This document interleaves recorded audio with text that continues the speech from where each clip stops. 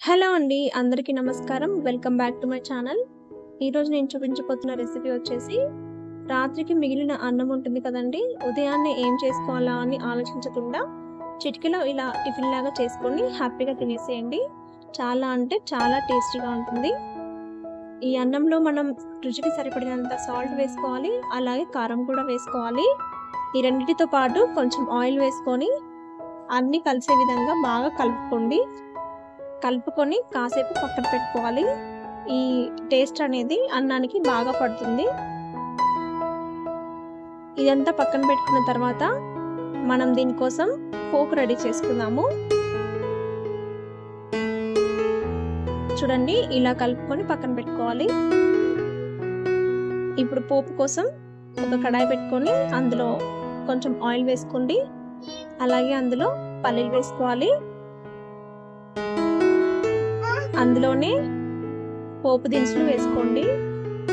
ఏవైతే ఉన్నాయో జీలకర్ర, ఆవాలు, శనగపప్పు, మినపప్పు,